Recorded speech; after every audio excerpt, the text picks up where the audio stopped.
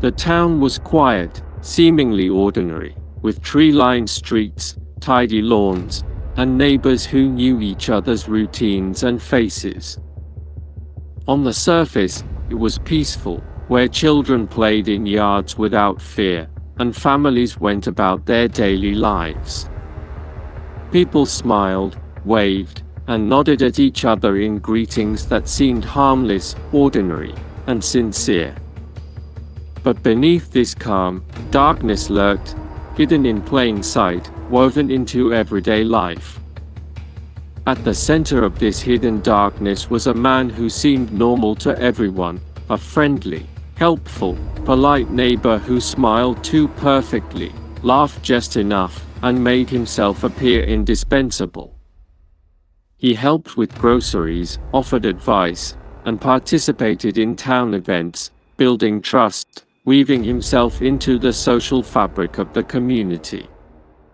Parents welcomed him near their children, neighbors confided in him, and strangers passed by feeling nothing but friendliness.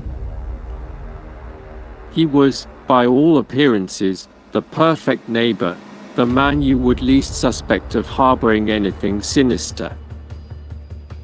Yet beneath this charm lay an obsession, a calculated, methodical need to control, observe, and manipulate the people around him.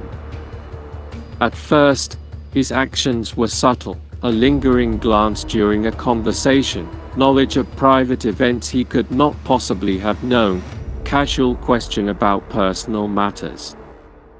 People shrugged off these moments as attentiveness or coincidence.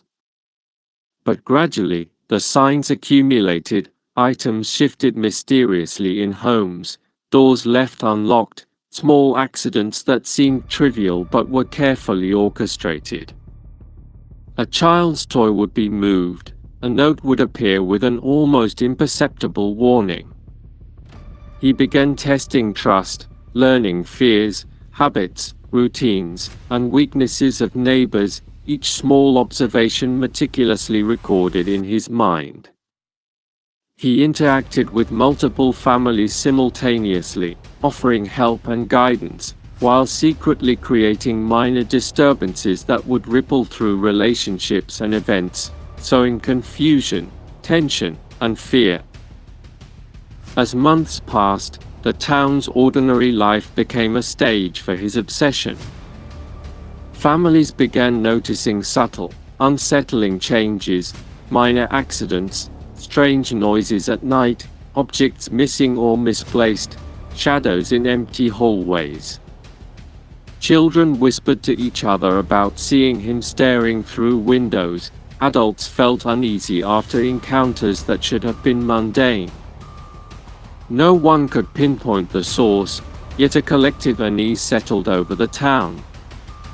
Conversations were disrupted by odd coincidences, people misinterpreted each other's actions, conflicts emerged over trivial matters, and slowly, the community began unraveling under invisible pressure. The man's obsession extended to psychological experiments, testing reactions, subtly manipulating interactions, creating fear without ever revealing his presence directly. The town's social fabric frayed further as his manipulations became bolder. He influenced friendships, pitted neighbors against each other, and created situations where secrets were exposed without seeming intentional. Patterns emerged only in hindsight, and the sense of normalcy was replaced with suspicion and paranoia. Each family experienced his control differently. One household discovered private messages revealing fears they had never shared. Another found personal belongings moved or hidden. A third realized their routines were being subtly tracked. Yet the man remained outwardly charming, smiling, laughing, and blending in, as if the chaos he caused had nothing to do with him. The climax unfolded over a series of events culminating in a seemingly ordinary town festival, a day everyone had awaited for months. He had studied every participant, anticipated their routines, and orchestrated moments that escalated tension, exposed secrets, and manipulated reactions. Arguments erupted, friendships broke under pressure, and the town collectively felt the invisible hand of his obsession guiding the chaos. His actions were not violent in the traditional sense, but psychological damage rippled across every home and relationship, leaving confusion, fear, and disbelief. In the end, when the pattern of his manipulations became apparent, the town realized the full scope of his obsession, the depth of his control, and the terrifying skill with which he had hidden it in plain sight. In the aftermath, families attempted to rebuild, yet the shadow of his manipulation lingered. Children no longer played freely, adults questioned every smile, and even the most ordinary interactions were viewed with suspicion. The town itself became a case study in obsession, manipulation, and the fragility of trust. The man may have vanished or continued to blend in, but his influence remained. Invisible threads of paranoia, doubt, and fear wove through the lives of all who had once trusted him. Stories were told of small, eerie incidents, neighbors noticing shadows, unexplained accidents, or cryptic behaviors that hinted at his presence. And even years later, the memory of the town that hid a monster lingered, chilling reminder that evil can exist behind friendly faces, that obsession can destroy communities, and that the most ordinary people can sometimes hide the darkest secrets.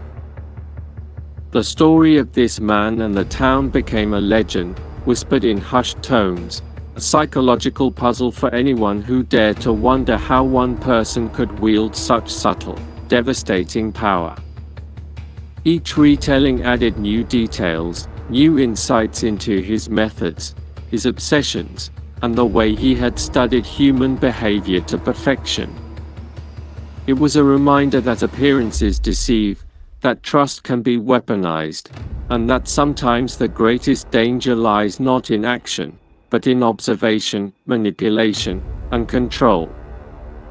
For every neighbor, every family, every observer, the lesson was clear: evil often wears a mask, and the most terrifying monsters are those who live undetected, waiting for the perfect moment to reveal the consequences of their hidden obsession.